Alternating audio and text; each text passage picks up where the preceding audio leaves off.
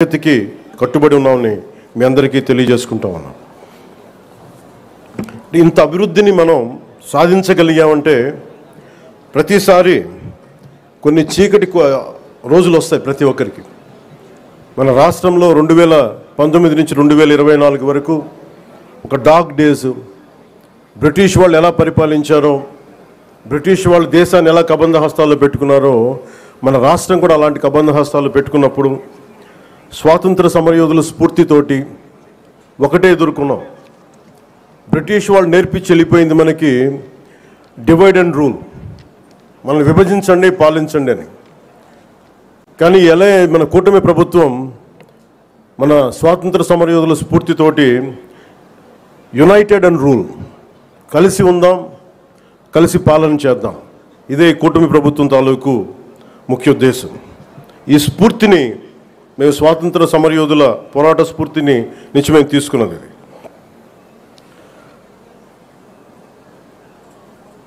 ప్రతి ఒక్కరికి, స్కూల్ పిల్లలకు కానీ పెద్దవాళ్ళకి కానీ ఆగస్టు 15న ఒక ఆనవాయితీగా కాకుండా దీన్ని మనం గుండె లోతు నుంచి చేసుకోవాల్సిన అవసరం చాలా ఉంది.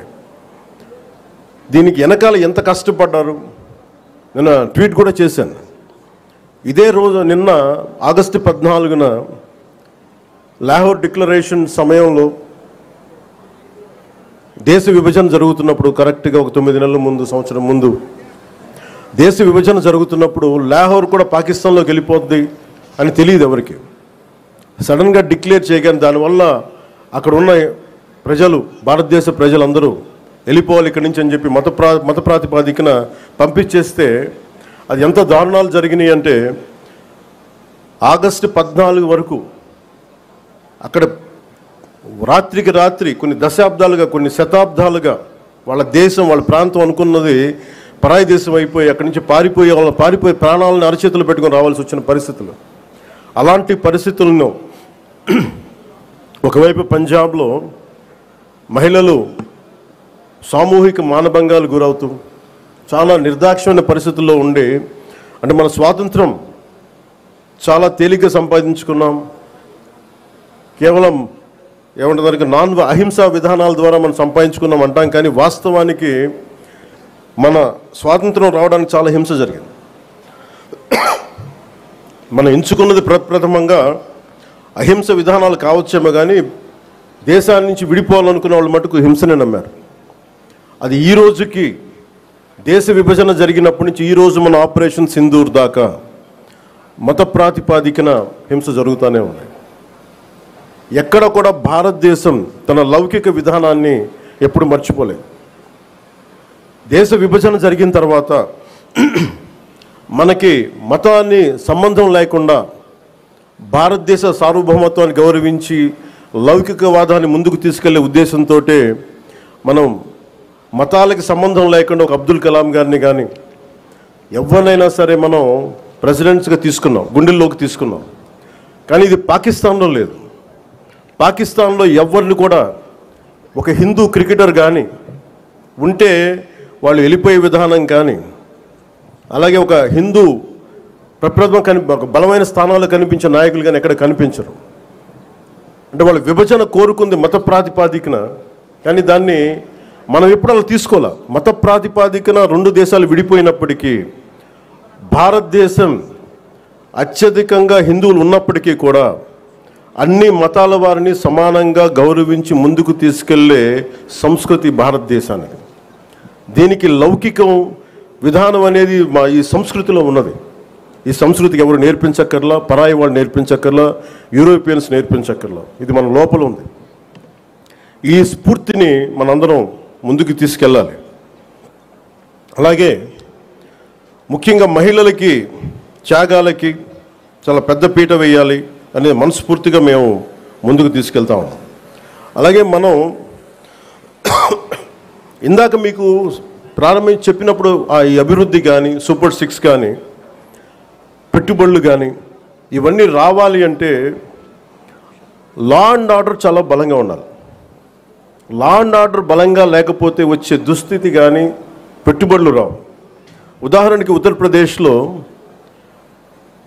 యోగి ఆదిత్యనాథ్ గారు ముఖ్యమంత్రిగా ప్రమాణ స్వీకారం చేసిన తర్వాత 8 సంవత్సరాల కాలంలో అది 15 లక్షల రూపాయల కోట్ల పెట్టుబడిని ఆకర్షించడం జరిగింది. దానికి కారణం అంతకుముందు ఒక అన్రూలీ స్టేట్గా ఉండేది. పెట్టుబడులు రావడానికి సాహసించేవారు కాదు. కానీ ఆయన రాగానే ఆయన పెట్టింది లా అండ్ ఆర్డర్ చాలా బలంగా ఉండాలి. దానివల్ల ఈరోజు వాళ్ళకి 15 లక్షల పెట్టుబడి వచ్చింది. అలాగే ఆంధ్రప్రదేశ్కి లా అండ్ ఆర్డర్ చాలా చాలా క్లిష్టమైంది.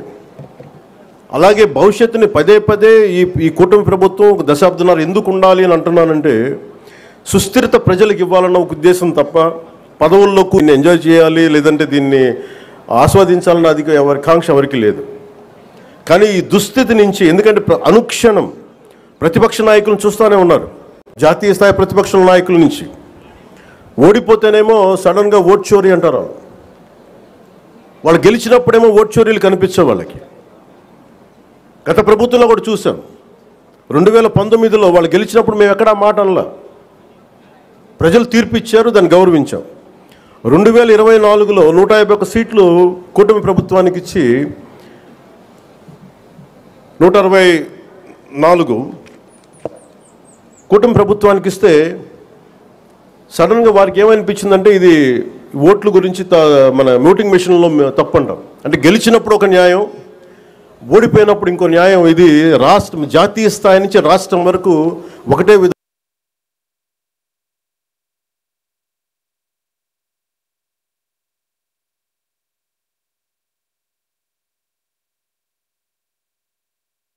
దేశాలన్నిటికీ కూడా అంతర్గతంగా అస్థిరత సృష్టించడం వాడి విధానం. మనం దాంట్లో అంతర్జాతీయ కుట్రలో భాగంగా చూడాలి ఇదంతా. ఎప్పుడైతే భారతదేశం అంతర్గతంగా బలహీనపడొద్దో, ఒక కోటని దెబ్బ కొట్టాలంటే బయటోడు కొట్టడం కంటే కూడా లోపల ఉన్నోడు తలుపు తీస్తే వచ్చే నష్టం ఎక్కువ.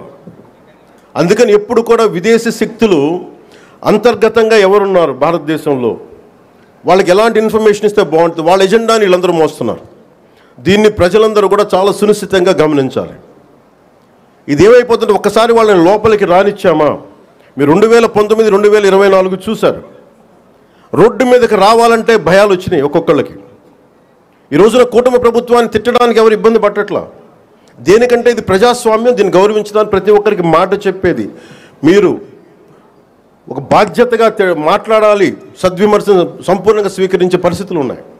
కానీ గత ప్రభుత్వంలో చూస్తే విమర్శ చేయడానికి భయపడేవాళ్ళు. పోలీస్ అధికారులు డ్యూటీ చేయడానికి భయపడేవాళ్ళు. అధికారులు ఎనీ సివిల్ డిపార్ట్మెంట్స్ ప్రతి ఒక్కరు కూడా భయపడేవాళ్ళు. అడ్డగోలుగా దోచేసుకున్నారు. ఇవన్నీ కూడా విదేశీ శక్తులకి ఇది ఆలవాలం అయిపోద్ది. వారికి కనుసైగలు వీళ్ళందరూ మెలుగుతున్నారు. వీళ్ళందరూ అలా చూడాలి దీన్ని. అందుకని ప్రజల్ని నేను కోరుకునేది, ఈ 79వ స్వాతంత్ర దినోత్సవ శుభ సందర్భంగా మీరు అంతర్గత శత్రువుల్ని ఒక కంట ఇప్పుడు మీరు కనిపెట్టి ఉండాలి. నేను కాకినాడ పోర్టు విషయంలో కూడా నేను అంత గొంతెత్తడానికి కారణం, చాలా మనం ఎందుకులే మనం వదిలేస్తా ఉన్నాం. ఆంధ్రప్రదేశ్కి 974 నుంచి 974 కిలోమీటర్ల తీర ప్రాంతం ఉంది. ఇది మన పెట్టుబడులకి చాలా మంచిది. కానీ అది ఒక్కోసారి మనం సరిగ్గా లేకపోతే అది బలహీనత కూడా అయిపోతుంది.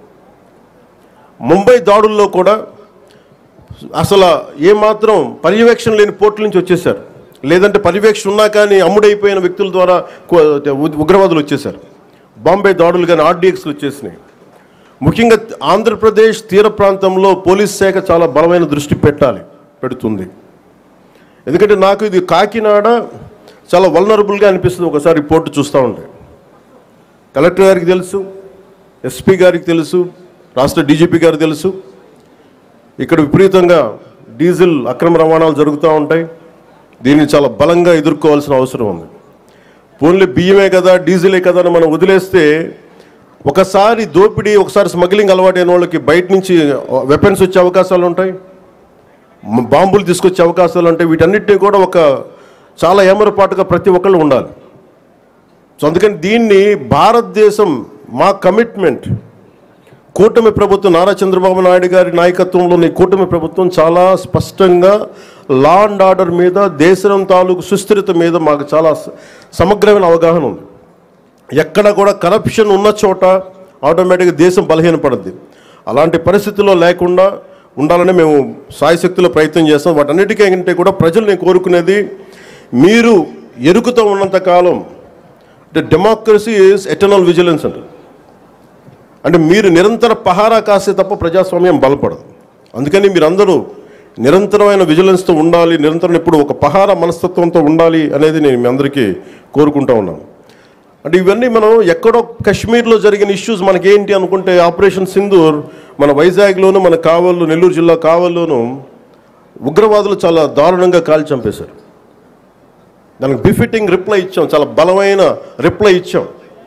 కానీ మనం పెట్టుకోవాల్సింది, మన లోపల ఉన్న దేశాన్ని సుస్థిరతని దెబ్బతీసే ప్రతి ఒక్క వ్యక్తిని కూడా మనం దృష్టి పెట్టాలి, దృష్టి సారించాలి. ఇది ప్రతిసారి ప్రభుత్వం, పోలీస్ అధికారులు అనే కంటే కూడా ప్రతి ఒక్క పౌరుడి బాధ్యత ఇది. నేను నా వంతు బాధ్యతను నిర్వర్తిస్తున్నాను. అలాగే ప్రతి ఒక్కరు కూడా మీ వంతు బాధ్యతని నిర్వర్తించాల్సిందిగా మనస్ఫూర్తిగా నేను కోరుకుంటా ఉన్నాను.